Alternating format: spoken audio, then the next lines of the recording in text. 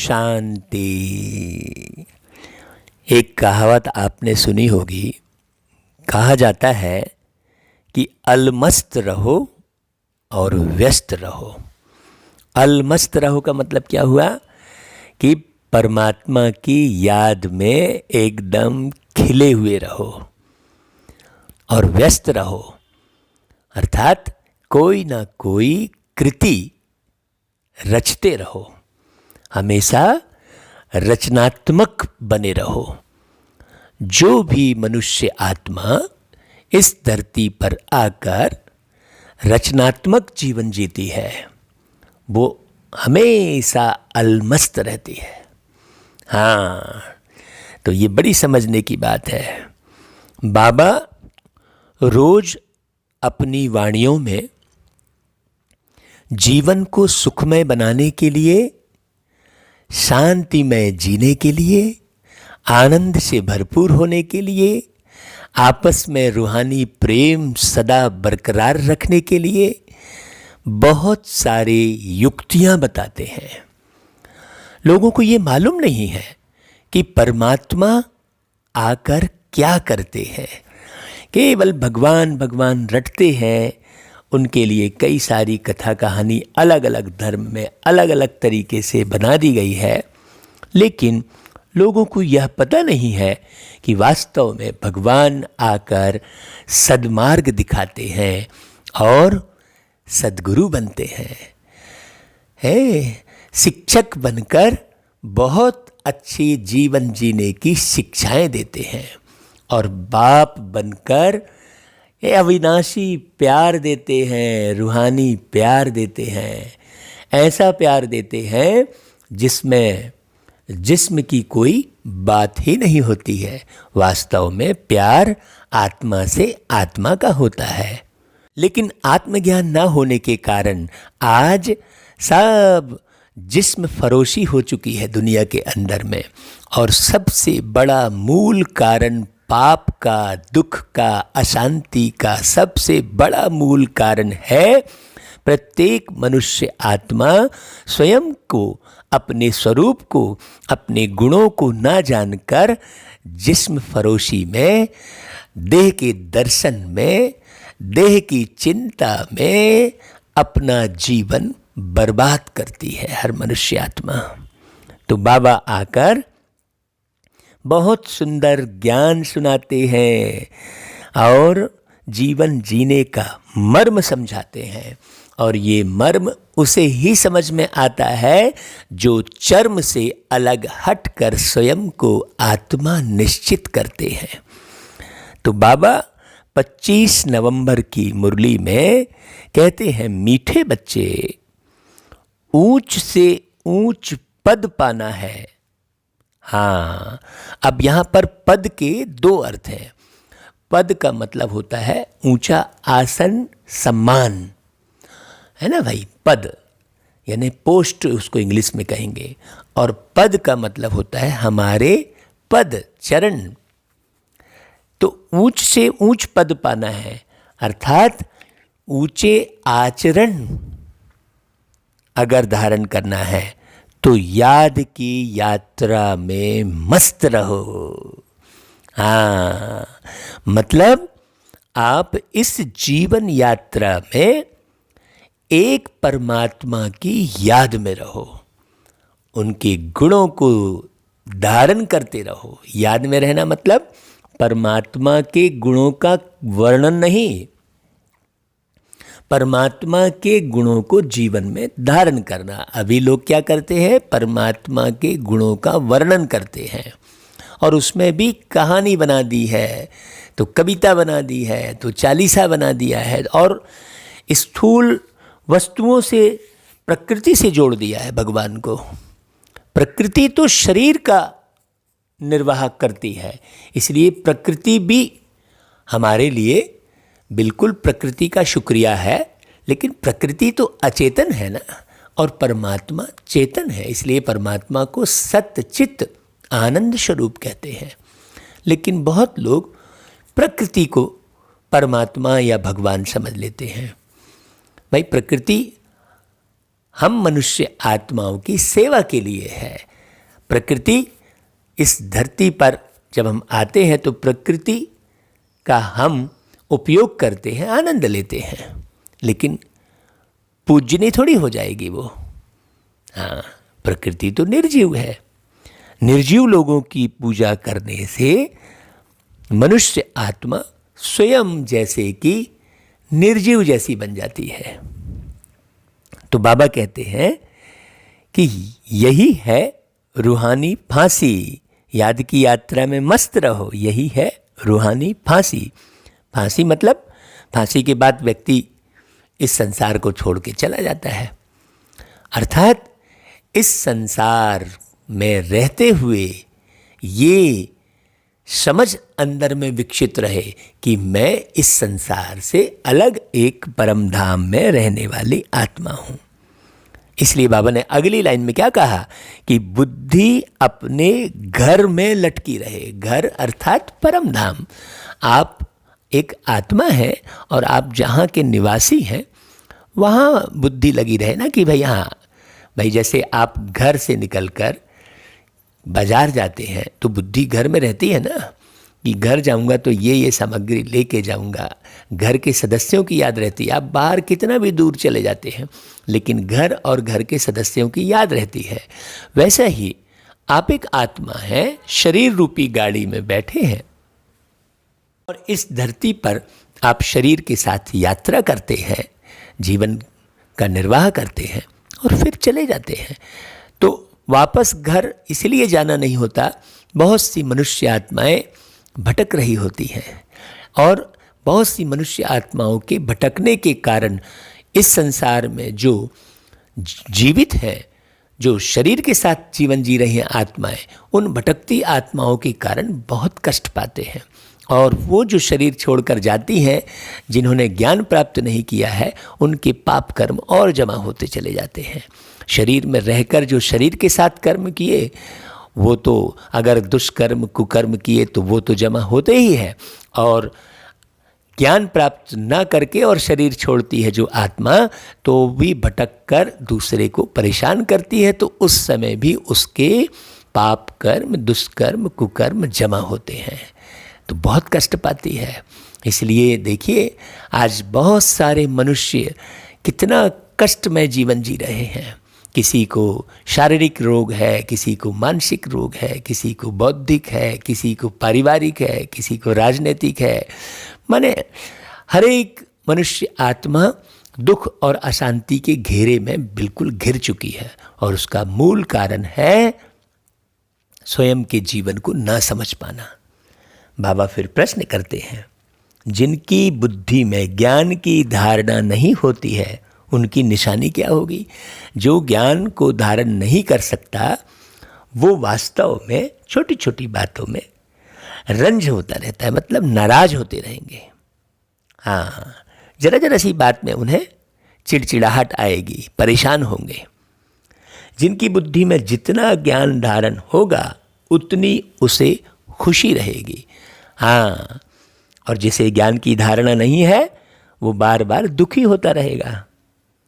बुद्धि में अगर यह ज्ञान रहे कि अभी कौन सा समय चल रहा है, अभी समय चल रहा है पूरी दुनिया को नीचे जाना ही है, मतलब तमो प्रधान बनना ही है, आसुरी वृत्ति बढ़ना ही है।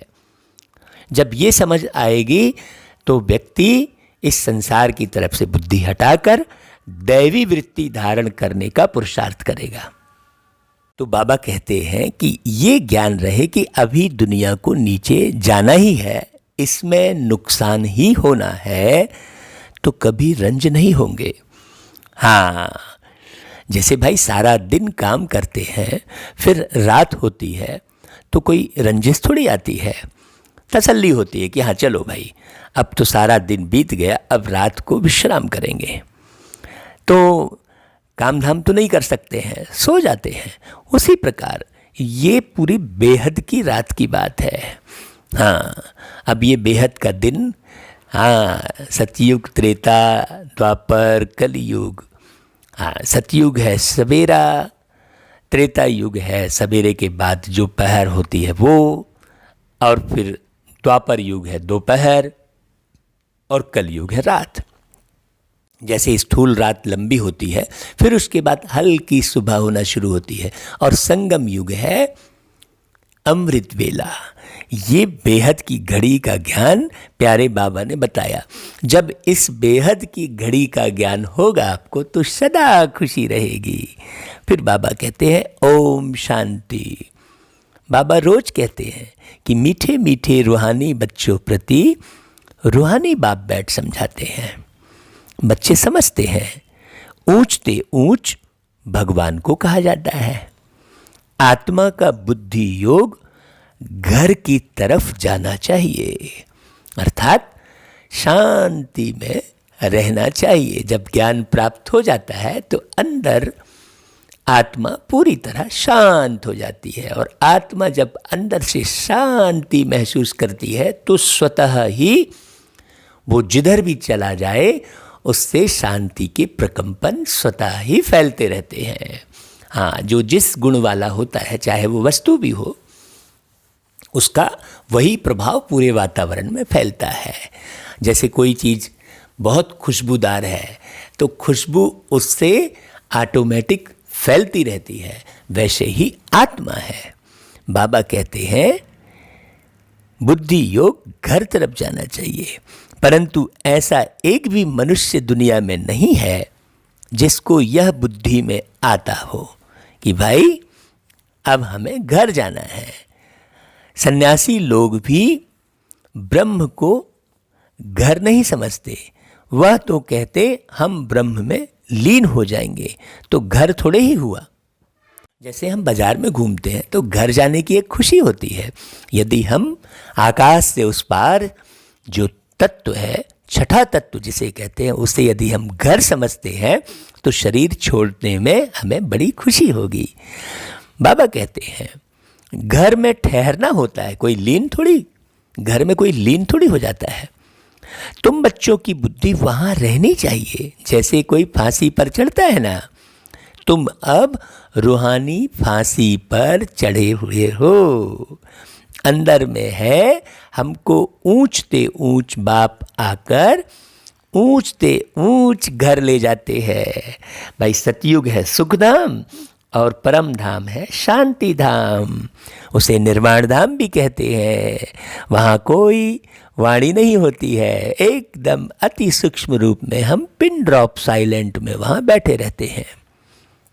ये गहन गंभीर बात तो बाबा ने आके बताई, इसके पहले तो हमको किसी कथा कहानी में और कोई शास्त्र में पढ़ने नहीं मिली थी। ये कितनी ऊंची बात है। बाबा कहते हैं ऊंचते ऊंच बाबा हमको फिर ऊंचते ऊंच पद प्राप्त कराते हैं। इसलिए बाबा कहते हैं ये हमेशा स्मृति में रहे कि अब हमको घर जाना है। बाबा कहते हैं कि रावण राज्य में सब नीच हैं। रावण राज्य मतलब विषय विकारों का राज्य। हाँ भाई, क्रोध की अवस्था में व्यक्ति गलत काम ही कर बैठता है। कहते हैं क्रोध अंधा होता है, नीच काम कर लेता है। विषय वासना में ग्रसित आत्मा नीच काम कर लेती है। तो रावण राज्य में सब नीच है, उसे रावण कह दिया है एक शब्द।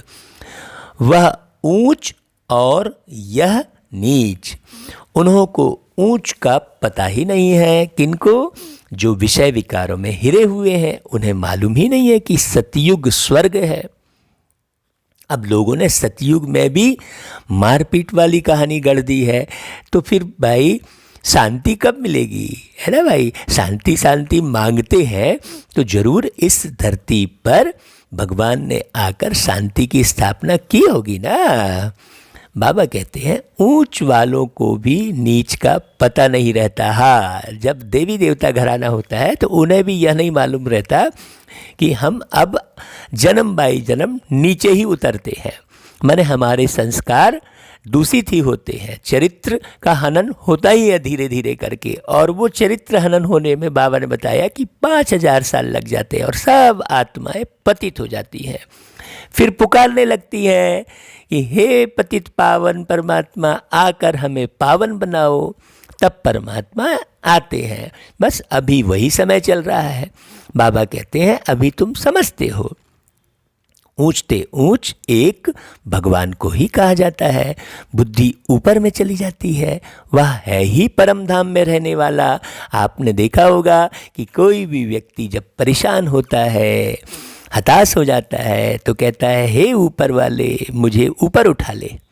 तो जरूर ऊपर में बुद्धि जाती है ना। हाँ, इस दुनिया से उस पार, आकाश से उस पार हमारा एक धाम भी है। आरती में भी गाते हैं पार ब्रह्म परमेश्वर, मतलब इस ब्रह्मांड से उस पार। हाँ, यह कोई भी नहीं समझते हैं कि हम आत्माएं भी वहाँ की रहने वाली है। ये समझ परमानेंट विकसित नहीं रहती है। जान लेते हैं कि हाँ, मान लो किसी से कहेंगे अरे भाई अब तो मैं जीना नहीं चाहता हूँ, ऐसा कोई कहता है, और उससे कहेंगे भाई कहाँ जाओगे भाई शरीर छोड़ के, तो वो इशारा हमेशा हर एक व्यक्ति कहेगा ऊपर जाएंगे। ये ऊपर जाएंगे कहता है, लेकिन उस स्मृति में नहीं रहता है। उस स्मृति में नहीं रहने के कारण यहाँ फंसता रहता है। बाबा कहते हैं कि घर की और मेरी याद में रहो, सारा खेल याद का है। बाबा कहते हैं बच्चे तुम यहाँ आते हैं सिर्फ पार्ट बजाने, हाँ कोई रियल थोड़ी है। हाँ, कहते हैं भाई, जैसे कहते हैं ना रियल लाइफ और रियल लाइफ। रियल लाइफ में आप पर्दे पर देखते हैं, ये दुनिया बेहद का पर्दा है ना भाई, जिसमें आप सारा ड्रामा देखते रहते हैं। बाबा कहते हैं यह भी कोई के ख्याल में नहीं रहता कि भाई ये सृष्टि रंगमंच है और इसमें सब अपना अपना पार्ट बजा रहे हैं। अपने ही धंधे धोरी में लगे रहते हैं। हाँ, माने धंधे में ऐसे फंसे रहते हैं जो वही धंधे को ही सब कुछ समझ लेते हैं। भाई धंधे के अलावा भी जीवन है, धंधा जरूर करना है, ऐसा नहीं है कि धंधा नहीं करना है, लेकिन पूरी तरह से लिप्त हो गए, ये भी तो दुख का कारण है ना। बाबा कहते हैं कि ऊंचते ऊंच तब बनेंगे जब याद की यात्रा में मस्त रहेंगे। आप बाबा की याद में रहो और हर कर्म करते रहो। आपको कर्म करने से थोड़ी रोक रहे हैं भाई। बाबा कर्म योगी बनो कहते हैं ना, गीता में लिखा है ना, कर्म योगी जीवन होना चाहिए। मतलब हर कर्म करते हुए यह स्मृति रहे कि भाई बाबा के पास मुझे परम धाम तो जाना ही है एक दिन, तो यहाँ पर उल्टा सुल्टा कर्म क्यों करना है ना। जब ऐसी स्मृति रहेगी भाई मुझे तो छोड़ के जाना ही है। जैसे आप किसी के घर में मेहमान बनकर जाते हो तो वहाँ की वस्तु व्यक्ति सबका उपयोग करते हो, है ना, सबका सुख लेते हो, लेकिन यह तो स्मृति में रहता है ना हमेशा कि भाई मुझे तो घर जाना है, ये तो यहाँ मेहमान हूँ मैं। बस वैसे ही आप दुनिया के साथ वैसे ही जीवन बना सकते हैं। याद से ही ऊंच पद पाना है। नॉलेज जो तुमको सिखलाई जाती है वह भूलने की नहीं है। हाँ, छोटे बच्चे भी वर्णन करेंगे, बाकी योग की बात को बच्चे नहीं समझेंगे। योग क्या है? याद। हाँ, जैसे हमने मेहमान का उदाहरण दिया आपको, आप सब कुछ घूमते हैं, दूसरे शहर जाते हैं और मेहमान नवाजी करते हैं, दूसरे के घर में रुकते हैं, लेकिन आपके अंदर सूक्ष्म में स्मृति में अपना घर, अपने परिवार की स्मृति रहती है। बहुत बच्चे हैं जो याद की यात्रा पूरी रीति समझते नहीं हैं। हम कितना ऊंचते ऊंच जाते हैं। मूल वतन, सूक्ष्म वतन, स्थूल वतन, 5 तत्व यहाँ है। सूक्ष्म वतन मूल वतन में यह नहीं होते। ये बात समझने की है। 3 वतन की बात कही बाबा ने, एक मूल वतन, दूसरा सूक्ष्म वतन और तीसरा स्थूल वतन। तो 5 तत्व कहाँ है? स्थूल वतन में है। और सूक्ष्म वतन और मूल वतन में 5 तत्व नहीं होते। तो बुद्धि हमें 5 तत्व से परे रखनी चाहिए। बाबा कहता है यह नॉलेज बाप ही देते हैं, इसलिए उनको ज्ञान का सागर कहा जाता है। मनुष्य समझते हैं बहुत शास्त्र आदि पढ़ना ही ज्ञान है। हाँ, उसमें भी लोग कितना पैसा कमाते हैं, शास्त्र पढ़ने वालों को कितना मान मिलता है, परंतु अब तुम समझते हो इसमें कोई ऊंचाई तो है नहीं। हाँ, ऊंचते ऊंच तो है ही एक भगवान, उनके द्वारा हम ऊंचते ऊंच स्वर्ग में राज्य करने वाले बनते हैं। ये बात बड़ी गहन गंभीर है। स्वर्ग क्या है, नरक क्या है, 84 का चक्र कैसे फिरता है, ये जो 3 बातें हैं, यह सिवाय तुम्हारे इस सृष्टि में कोई भी नहीं जानते हैं। कह देते हैं यह सब कल्पना है। ऐसे के लिए समझना है यह हमारे कुल का नहीं है। वो सतयुग में आया ही नहीं तो उसे कल्पना ही समझेगा। हाँ, जिसने जो चीज़ नहीं देखी तो उसे कल्पना समझेगा, है ना भाई। तो बाबा कहता है दिल शिकस्त नहीं होने चाहिए। जब आप किसी को समझाओ ये बातें और सामने वाला ना समझे तो हमें दिल शिकस्त नहीं होना चाहिए। समझना चाहिए इनका पार्ट नहीं है तो कुछ भी समझ नहीं सकेंगे। अभी तुम बच्चों का सिर बहुत ऊंच है। जब तुम ऊंच दुनिया में होंगे तो नीच दुनिया को नहीं जानेंगे। हाँ, रोज मुरली सुननी चाहिए, वो बातें रोज समझनी चाहिए, तब पक्की होती है। अगर आपने मुरली सुनना छोड़ दिया और पूरी पूरी मुरली नहीं सुनी, हम तो समझ गए कह के छोड़ दिया, तो फिर याद की यात्रा में पक्के नहीं बनेंगे। बाबा कहते हैं नीच दुनिया वाले फिर ऊंच दुनिया को नहीं जानते। ऊंच दुनिया वाले नीच दुनिया को नहीं जानते, ये अनभिज्ञता है। और बाबा को सब नॉलेज है, इसलिए उन्हें ज्ञान का सागर कहते हैं। बाबा कहते हैं उनको कहा ही जाता है स्वर्ग। विलायत वाले भल स्वर्ग में जाते नहीं हैं, फिर भी नाम तो लेते हैं हेवन, पैराडाइज था कहते हैं ना भाई। हाँ, मुसलमान लोग भी बहिश्त कहते हैं, परंतु यह उनको पता नहीं है कि वहाँ कैसे जाना होता है। कोई अलग स्थान नहीं है, इसी धरती पर बहिश्त, पैराडाइज कई नाम दे दिए। हेवन का निर्माण करने वाले कौन? प्यारे प्यारे शिव बाबा निराकार। अभी तुमको कितनी समझ मिलती है। ऊंचते ऊंच बाप कितनी नॉलेज देते हैं। यह ड्रामा कैसा वंडरफुल बना हुआ है भाई। जो ड्रामा के राज को नहीं जानते वह कल्पना कह देते हैं। भाई सच्ची कहानी तो वास्तव में यही है, और बाकी जो गढ़ते हैं कहानी कुछ का कुछ दिखाते, उसमें बहुत मन लगता है। झूठी कहानी में, इस झूठ युग में सबकी बुद्धि झूठी कहानी में फंस जाती है, और बाबा सच्ची कहानी जो बताते हैं जीवन की, उस पर ध्यान नहीं जाता। बाबा कहते हैं तुम बच्चे जानते हो यह तो है ही पतित दुनिया, इसीलिए यहाँ सब चिल्लाते रहते हैं हे पतित पावन, आकर हमको पावन बनाओ। बाप कहते हैं हर 5000 वर्ष बाद हिस्ट्री रिपीट होती है। भाई जैसे 24 घंटे का जो समय होता है, अब कोई रात को 12 बजे चिल्लाने लग जाए हे सूर्यदेव आओ, उग आओ, हमें दर्शन दो, तो थोड़ी उग जाएगा, वो तो अपने समय पर उगेगा ना। वैसा ही परमात्मा को चाहे जितना चिल्लाओ, वो तो पूरा जो सृष्टि चक्र है वो घूमेगा तभी तो आएंगे। अब सृष्टि चक्र का ज्ञान हो जाने के बाद फिर चिल्लाना बंद हो जाता है, तब मालूम पड़ता है। जैसे ज्ञान हो जाता है कि नहीं भाई, घड़ी रात को उठे देखा अरे 12 बजे है, ये ज्ञान है कि हाँ अभी तो सूर्य उदय नहीं होगा, ये पता है सूर्य अपने समय पर ही उदय होगा। उसी प्रकार वो ज्ञान सूर्य भी अपने समय पर नीचे धरती पर आते हैं, ये ज्ञान नहीं होने के कारण लोग चिल्लाते हैं। बाबा कहते हैं कि 5000 वर्ष बाद हिस्ट्री रिपीट होती है, पुरानी दुनिया से नई बनती है, इसलिए मुझे आना पड़ता है। वो भी अपने समय पर आएंगे ना बाबा। कल्प कल्प आकर तुम बच्चों को ऊंचते ऊंच बनाता हूँ।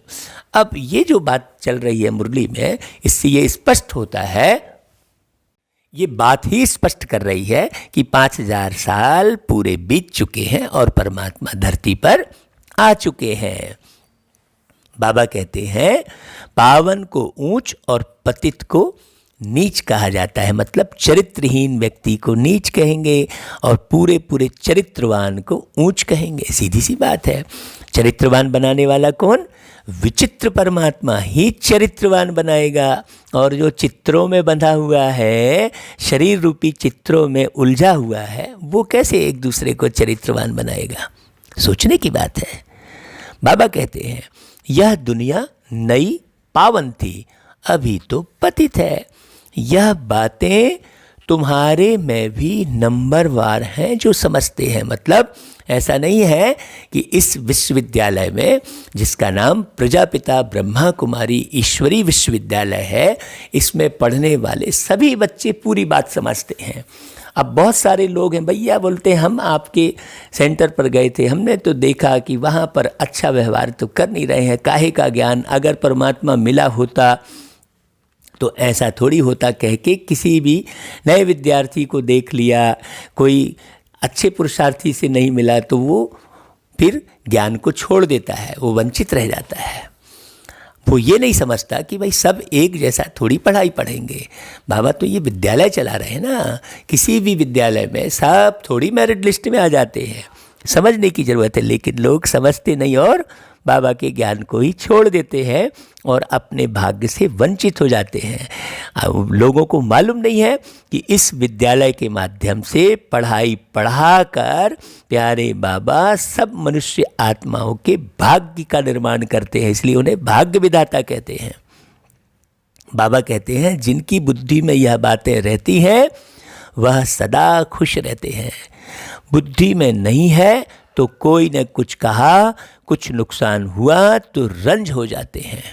हाँ, ऐसा ही होता था जब हमें बाबा का ज्ञान नहीं था, बेहद की नॉलेज नहीं थी, तो कोई भी थोड़ा बहुत भी नुकसान करता था तो बड़ा दुख होता था। अभी तो ये मालूम पड़ गया है कि ये सारा ही नुकसान होना है, ये सब नष्ट हो जाना है, ये पता लग गया है। तो अब छोटा छोटा नुकसान जो हो रहा है उस तरफ बुद्धि फंसती ही नहीं है और कोई दुख कोई रंज होता ही नहीं। मालूम है ये तो सारी दुनिया ही मिटने वाली है, ये बाबा ने स्पष्ट कर दिया है और ये पूरा बुद्धि में स्पष्ट समझ में आ गया है, एकदम क्लियर है।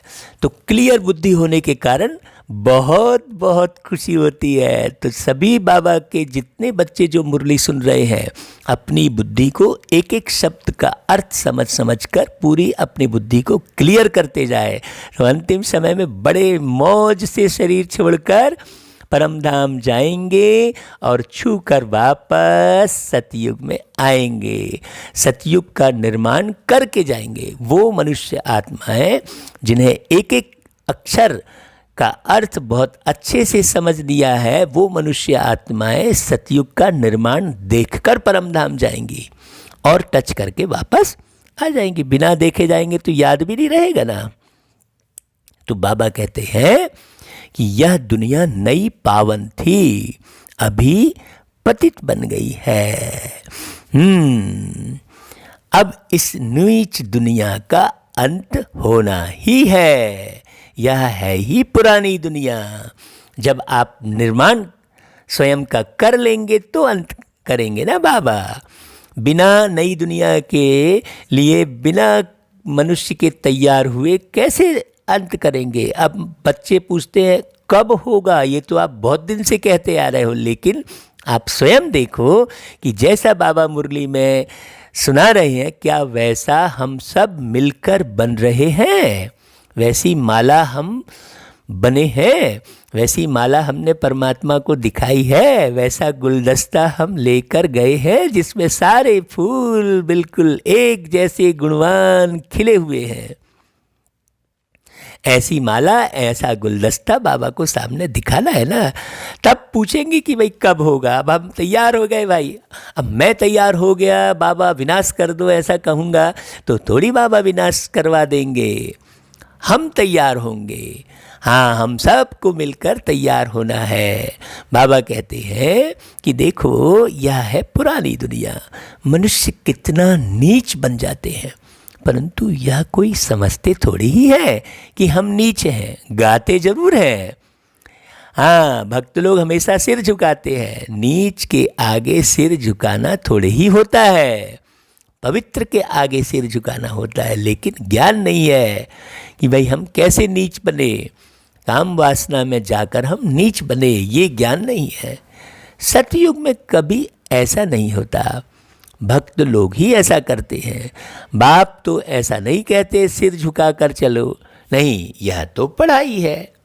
गॉडफादरली यूनिवर्सिटी में तुम पढ़ रहे हो तो कितना नशा रहना चाहिए कि भाई हम भगवान के द्वारा पढ़ रहे हैं। ऐसे नहीं कि सिर्फ यूनिवर्सिटी में नशा रहे और घर में गए तो उतर जाए, ऐसा नहीं होना चाहिए। घर में भी नशा रहना चाहिए। यहाँ तो तुम बच्चे जानते हो कि शिव बाबा हमको पढ़ाते हैं। सारी दुनिया में ऐसा थोड़ी है, मंदिर गए तो ये थोड़ी मालूम है कि परमात्मा शिव पढ़ाई भी पढ़ाते हैं, ये थोड़ी मालूम है सारी दुनिया को। तो हमें ये नशा रहना चाहिए, है ना भाई। बाबा कहते हैं कि मैं थोड़े ही ज्ञान का सागर हूँ, है ना। कौन से बाबा? ब्रह्मा बाबा। यह बाबा भी ज्ञान का सागर नहीं है, सागर से नदी निकलती है ना, सागर तो एक है, वो है शिव बाबा। ब्रह्मपुत्र सबसे बड़ी नदी कहते हैं, बहुत बड़े स्टीमर्स आते हैं, नदियाँ तो बाहर भी बहुत हैं।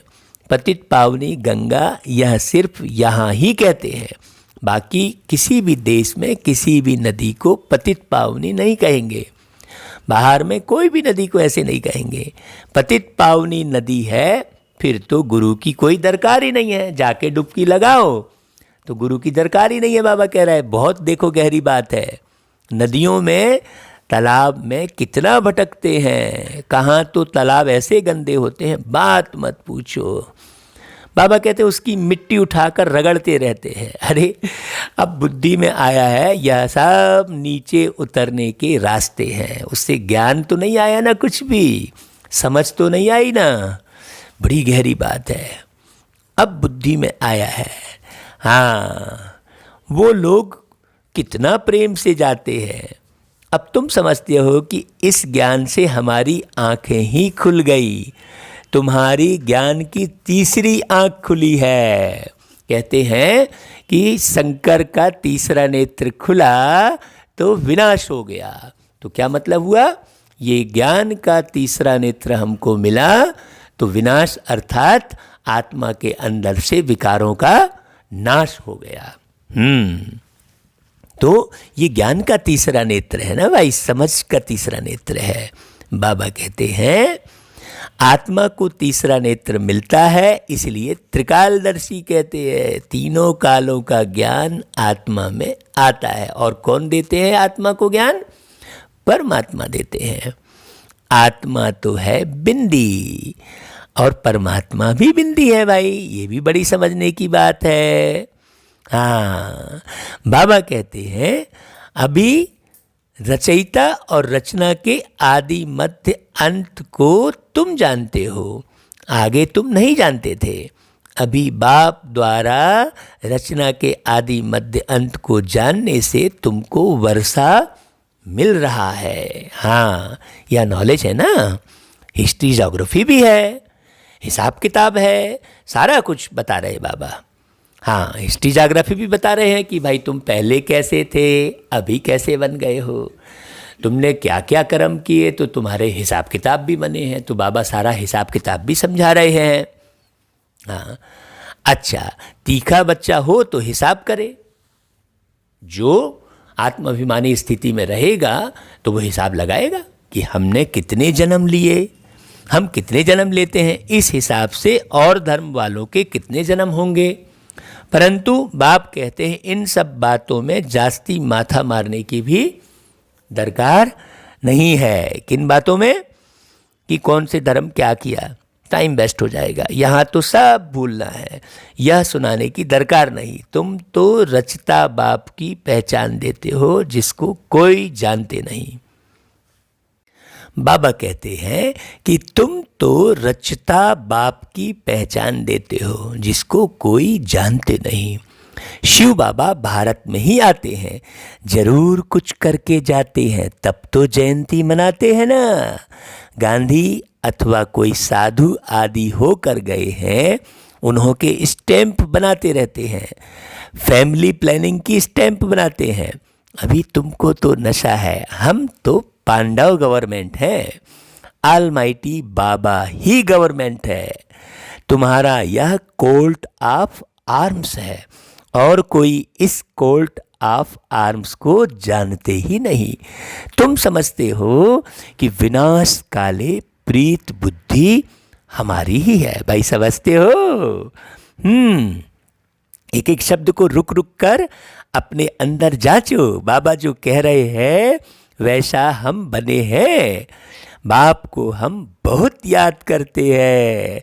बाप को याद करते करते प्रेम में आंसू आ जाते हैं। बाबा आप हमें आधा कल्प के लिए सब दुखों से दूर कर देते हो और कोई गुरु व मित्र संबंधी आदि किसको भी याद करने की दरकार ही नहीं रह जाती। फिर एक बाप को ही याद करो। सवेरे का टाइम बहुत अच्छा है। बाबा आपकी तो बड़ी कमाल है। हर 5000 वर्ष बाद हमें आप जगाते हो। ऐसे ऐसे बाबा से बातें करो भाई। सभी मनुष्य मात्र कुंभकर्ण की आसुरी नींद में सोए हुए हैं, अर्थात अज्ञान अंधेरे में है। भाई कुंभकर्ण जागता कब है? आपने देखा होगा रामायण में कि कुंभकर्ण को खूब हिलाते हैं, डुलाते हैं, नगाड़े बजाते हैं, सब करते हैं, लेकिन वो उठता नहीं है। फिर उठता कब है? जब पूरे अच्छे अच्छे पकवान खुशबूदार बनाकर लाकर रख देते हैं तो उसकी खुशबू जब जाती है तो उठ जाता है वो। तो आज भी मनुष्य भीड़ लगाकर कहाँ जाते हैं? जब भंडारा करते हैं।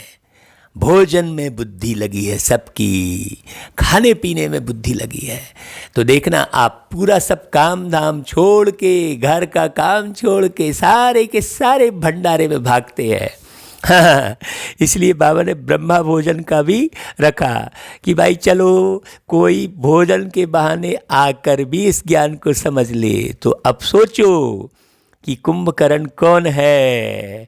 अगर हमारी बुद्धि खाने पीने में लगी है सदा, भाई शरीर निर्वाह अर्थ भोजन करना अलग बात हो गई और स्वाद के चक्कर में फंसकर भरे पेट में खा लेना अलग बात हो गई। आप भरे पेट में कब खाते हैं? जब स्वाद के वशीभूत होते हैं। इसका मतलब ये नहीं है कि स्वादिष्ट भोजन नहीं खाना है। स्वादिष्ट भोजन तो खाना है, लेकिन स्वाद के वशीभूत नहीं होना है। तो कुंभकर्ण की आसुरी नींद में सोए हुए, अर्थात अज्ञान अंधेरे में सारे के सारे पड़े हुए हैं। हाँ, अभी तुम समझते हो। भारत का प्राचीन योग तो यह है। बाकी जो भी इतने हठ योग आदि सिखलाते हैं वह सभी है एक्सरसाइज, शरीर को तंदुरुस्त रखने के लिए। उसे योग थोड़ी कहेंगे। गीता में लिखा है कर्म योग। तो अब शरीर को ऊंचा नीचा करना, हाथ फैलाना, ऊपर करना, ये कर्म योग थोड़ी है। अब रोटी बनाते बनाते हाथ थोड़ी फैला सकती है कोई नारी। कर्म योग का मतलब होता है कर्म करते करते बुद्धि से बाबा को याद करना। अभी तुम्हारी बुद्धि में सारा ज्ञान है तो खुशी रहती है। बाबा कहते हैं यहाँ आते हो, समझते हो, बाबा रिफ्रेश करते हैं। कोई तो यहाँ रिफ्रेश हो बाहर निकलते हैं, वह नशा खलास हो जाता है। भाई आज से कई साल पहले जब हम माउंट आबू गए, लगभग मैं समझता हूँ कि 23-24 साल हो गए होंगे। उस समय का जो रिफ्रेशमेंट जो हमें मिला, जो नशा चढ़ा, वो आज तक कायम है। क्यों कायम है? क्योंकि प्रतिदिन प्रति क्षण बाबा को याद करते हैं, रोज मुरली को बहुत अर्थ सहित पढ़ते हैं और केवल पढ़ते नहीं, अपने जीवन को भी निहारते हैं कि जो हम पढ़ रहे हैं वो हम कर रहे हैं कि नहीं कर रहे हैं। केवल पढ़ते रहने से भी काम नहीं बनेगा। बाबा कहते हैं नंबरवार तो है ना। बाबा समझाते हैं यह है ही पतित दुनिया। बुलाते भी हैं, हे पतित पावन आओ, परंतु अपने को पतित समझते थोड़ी ही है। इसलिए पाप धोने जाते हैं, लेकिन शरीर को थोड़े ही पाप लगता है। लोग समझते ही नहीं है। लोग तो कहते आत्मा निर्लेप है, आत्मा को कोई लेप शेप नहीं लगता। भाई शरीर को थोड़ी लगेगा। शरीर थोड़ी पाप करता है, शरीर के माध्यम से आत्मा करती है। ये बात समझ में नहीं आती भाई। जैसे मोबाइल के माध्यम से व्यक्ति झूठ बोलता है, कोई मोबाइल थोड़ी झूठ बोल रहा है, मोबाइल के माध्यम से व्यक्ति झूठ बोलता है। उसी प्रकार शरीर के माध्यम से आत्मा झूठ बोलती है, शरीर के माध्यम से आत्मा क्रोध करती है। तो आत्मा को पावन बनाने के लिए ज्ञान की गंगा में डुबकी लगाना और बाबा को पहचानना, समझना, मानसिक, बौद्धिक और दिल का संबंध बनाकर उनकी याद में रहने से ही आत्मा पावन बनेगी ना। तो बाप तो आकर तुम्हें पावन बनाते और कहते हैं मामेकम याद करो तो तुम्हारे विकर्म विनाश होंगे। बाबा कहते हैं यह ज्ञान अभी तुमको मिला है, बाद में नहीं मिलेगा, इसलिए इस ज्ञान में खूब डूबो, बहुत पढ़ो मुरली। हाँ, बाबा कहते हैं देखो भारत स्वर्ग था ना बच्चे, बाबा कहते हैं अभी नर्क है। फिर बाबा कहते हैं तुम बच्चे तो अभी संगम पर हो, कोई विकार में गिरते हैं तो फेल होते हैं, तो जैसे नर्क में जाकर गिर पड़ते हैं। हाँ, हमने ऐसे बहुत सारे बाबा के बच्चों को देखा, हम आपको अपना अनुभव सुनाते हैं, जो पहले ज्ञान में चल रहे थे, फिर दुनिया के आकर्षण में पड़कर शादी करके विकार में गए तो उनके सारे चेहरे की चमक ही खत्म हो गई, उनकी खुशी ही गुम हो गई। ये हमने हजारों केस देखे हैं। इसलिए बाबा की ये बात बहुत अच्छे से समझना है कि कोई विकार में गिरते हैं तो फेल होते हैं, तो जैसे नर्क में जाकर गिर पड़ते हैं। बाबा कहते हैं 5 मंजिल से गिर पड़ते हैं, फिर 100 गुना सजा भी खानी पड़ती है। हाँ, पूरा शरीर ही नष्ट हो जाता है, क्योंकि ओज शक्ति नष्ट हुई तो फिर जीवन ही समाप्त जैसा हो जाता है। हाँ, तो बाप समझाते हैं कि बच्चे भारत कितना ऊंच था, अब कितना नीच है, अब तुम कितना समझदार बनते हो, मनुष्य तो कितने बेसमझ हैं। बाबा तुमको यहाँ कितना नशा चढ़ाते हैं, फिर बाहर निकलने से नशा कम हो जाता है, खुशी उड़ जाती है। बाबा देखो बार बार कैसी बातें बोल रहे हैं। स्टूडेंट को कोई बड़ा इम्तहान पास करते हैं तो कभी नशा कम होता है क्या? सोचने की बात है। पढ़कर पास होते हैं फिर क्या क्या बन जाते हैं, है ना। बाबा उदाहरण दे रहे हैं। अभी देखो दुनिया का क्या हाल है, तुमको ऊंच से ऊंच बाप आकर पढ़ाते हैं, सो भी है निराकार।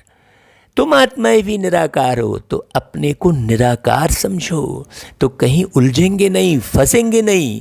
बार बार ताकत किस चीज़ की है? निराकार की स्मृति में ही आत्मा ताकतवर बनती है।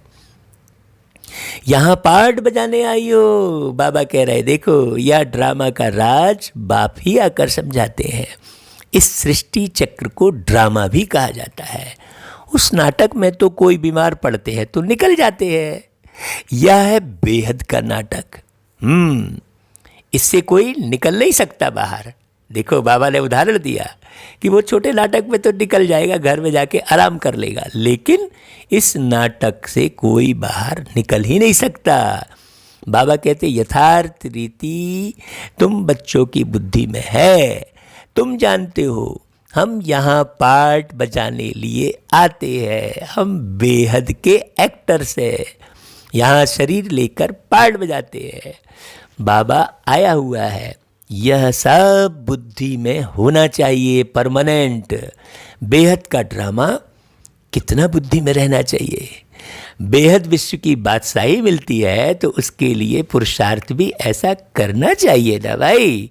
हाँ, नहीं बुद्धि में इधर उधर की बात, राजनीति की बात, उस नेता की बात, वो समाचार, ये सब कोई काम के नहीं है। इसे सब पूरी तरह से छोड़ दो, बहुत मज़े में रहोगे। हमने तो पूरा छोड़ दिया भाई। जब बाबा ने कहा बच्चे ये 22 को पाप की जड़ है, आज से 20-25 साल पहले की बात है, तो हम घर आए, हमने कहा ये बाइस्कोप अर्थात सिनेमा, ये तो बड़ा सा रंगीन टीवी घर में पड़ा है, बच्चों की भी बुद्धि को खराब करेगा। बच्चे उस समय छोटे छोटे थे, तो हमने उसी क्षण उस टीवी को घर से बाहर निकाल दिया, बेच दिया, उसे हटा दिया। कि हमें ये देखना ही नहीं है। और उस दिन की तारीख, आज की तारीख, किसी भी किस्म की कोई बाहरी पिक्चर और कोई उपन्यास, ये सब कथा कहानी दुनिया भर की कोई मतलब नहीं सुनने से। हाँ, बाबा कहते हैं गृहस्थ व्यवहार में भी बल रहो परंतु पवित्र बनो ना भाई। विलायत में ऐसे बहुत हैं, जब बूढ़े होते हैं तो फिर कंपेनियनशिप के लिए शादी करते हैं, संभालने के लिए फिर विल करते हैं, कुछ उनको कुछ चैरिटी को। विकार की बात तो नहीं रहती है। तो अभी भाई तुम्हारा बचपन सतयुग में था, फिर किशोर अवस्था त्रेता युग में, फिर युवा अवस्था द्वापर युग में, और अभी तो कलयुग में तुम बूढ़े हो ही। जैसे बाबा ने बूढ़े का उदाहरण दिया, तो कंपेनियनशिप के लिए, संभालने के लिए रखे, वो अलग बात हो जाती है ना। आशिक मासूक भी विकार के लिए फिदा नहीं होते हैं, विकार की बात ही नहीं रहती है, जिस्म का सिर्फ प्यार रहता है। तुम हो रूहानी आशिक, एक माशूक को याद करते हो। सब आशिकों का एक माशूक है, सभी एक को ही याद करते हैं, भले जानते नहीं है लेकिन याद तो बाबा को ही करते हैं। बाबा कितना शोभनिक है।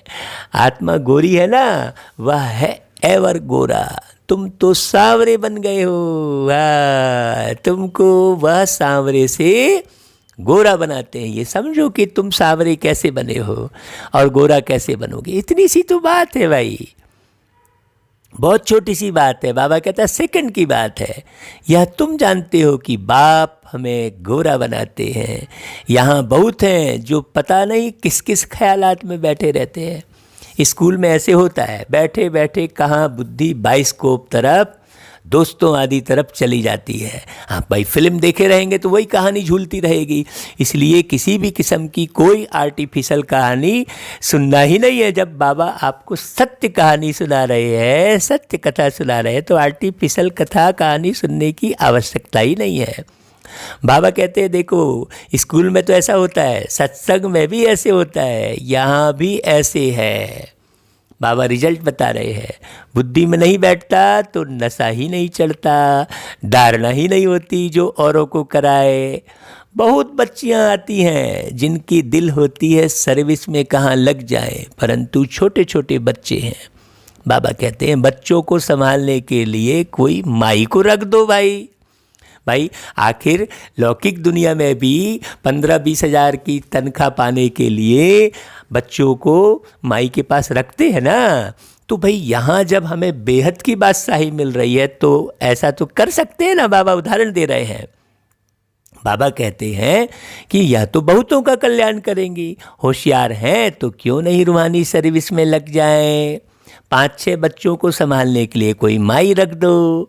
इन माताओं की अब बारी है ना। देखो, ये समय मत गंवाना। जितनी भी माताएं बहनें सुन रही हैं, हाँ, बहुत सारी माताओं बहनों के हमारे पास फ़ोन आते हैं कि भाई हमें ऐसा पति परेशान कर रहा है, ये कर रहा है। तो भाई आप मुरली बहुत सुनो और निर्णय ले लो। हाँ, योग बल जमा करो, दुर्गा बनो, लक्ष्मी बनो, सरस्वती बनो। हाँ, ये आपका ही गायन है। हो मेरी मीठी माताओं, हो मेरी मीठी मीठी बहनों, अच्छे से सुनो बाबा की मुरली। बाबा कहते हैं नशा बहुत रहना चाहिए। अब माताओं की बारी है ना, आगे होगा। पुरुष देखेंगे कि हमारी स्त्री ने तो सन्यासियों को भी जीत लिया है। यह माताएं लौकिक पारलौकिक का नाम बाला करके दिखाएंगे। देखो बाबा कितने नशे से माताओं के लिए कह रहे हैं।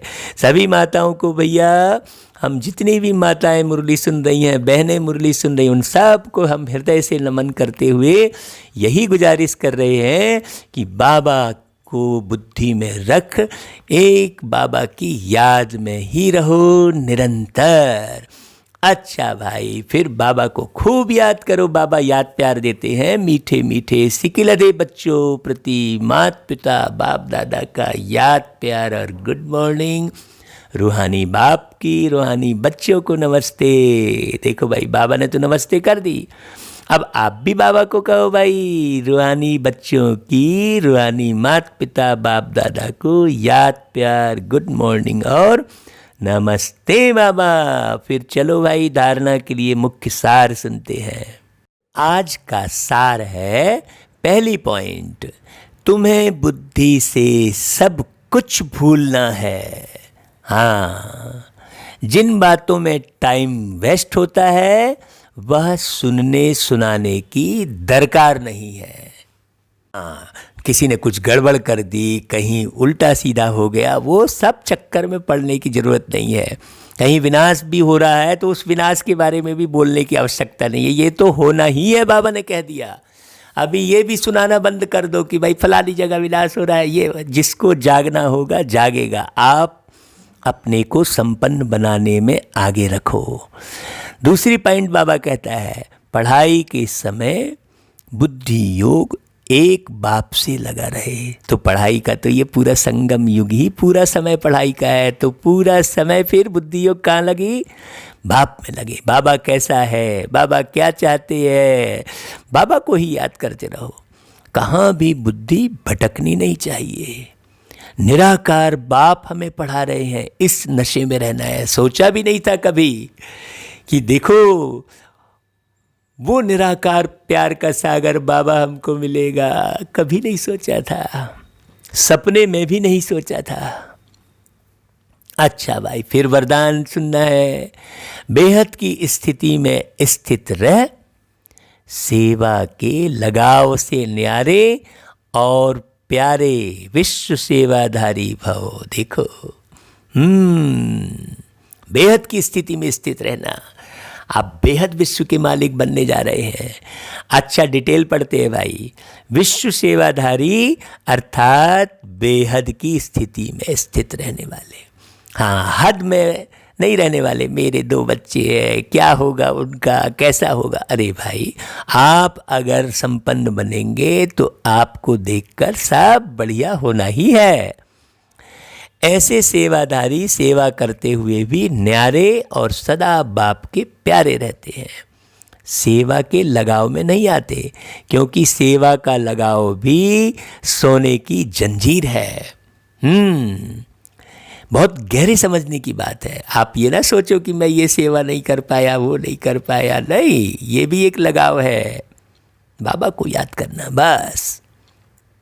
यह बंधन बेहद से हद में ले आता है, इसलिए देह की स्मृति से, ईश्वरी संबंध से, सेवा के साधनों के लगाव से न्यारे, देह की स्मृति से न्यारे, ईश्वरी संबंध से भी न्यारे होना है। हाँ, और बाप के प्यारे बनो, साधनों के लगाव से भी न्यारे होना है। देखो किन किन चीज़ों से न्यारे होना है, समझना, तब बाप के प्यारे बनोगे तो विश्व सेवाधारी का वरदान प्राप्त हो जाएगा और सदा सफलता मिलती रहेगी। सदा सफलता किसे कहते हैं? सदा सफलता कहेंगे तुम्हारे मन में सदा खुशी रहेगी, बुद्धि में ज्ञान टपकता रहेगा। सफलता उसे नहीं कहेंगे कि आपका बहुत बड़ा प्रोग्राम हो गया, आपको बहुत लोग वाह वाह कहने लग गए, आपके गीत बहुत बजने लग गए, आपका गायन होने लग गया। नहीं, आप सदा खुशी में हो, यही सफलता है ना भाई। अच्छा, फिर स्लोगन, व्यर्थ संकल्पों को 1 सेकंड में स्टॉप करने की रिहर्सल करो तो शक्तिशाली बन जाएंगे। भाई, ये मुरली को 5 बार 10 बार सुनना ही व्यर्थ संकल्पों को स्टॉप करने की रिहर्सल हो जाएगी। तो भाई, आज की मुरली को आप 10 बार सुनो और नया मंथन चिंतन करके हमें भी बताओ, हमें भी कुछ सीखना और है। सदा सीखने वाली स्थिति बनी रहनी चाहिए, क्योंकि हर एक आत्मा ज्ञान के सागर की बच्ची है, तो हर आत्मा के पास कुछ ना कुछ ज्ञान तो है, बहुत ज्ञान है। तो भाई, हम भी सीखना चाहते हैं कुछ और, हो सकता है आपके द्वारा हमें कुछ और मिल जाए, कुछ और पॉइंट अच्छी मिल जाए, है ना भाई। तो हम सब मिलकर बहुत सुंदर दुनिया का निर्माण करने का संकल्प लेकर आज की मुरली को यहीं विराम देते हैं। अच्छा भाई, कल फिर 26 नवंबर की मुरली बाबा की सुनेंगे हम सब मिलकर बैठ के। हाँ साहब, हम बाबा के बच्चे एक समान है, कोई बड़ा नहीं कोई छोटा नहीं। हाँ, बाबा कहता है आत्मा बिंदी, तो बिंदी समझना मतलब ये छोटे बड़े का भान मिटा देना। आप भी महान और जितने बाबा के बच्चे सब महान। अच्छा भाई, ओम शांति।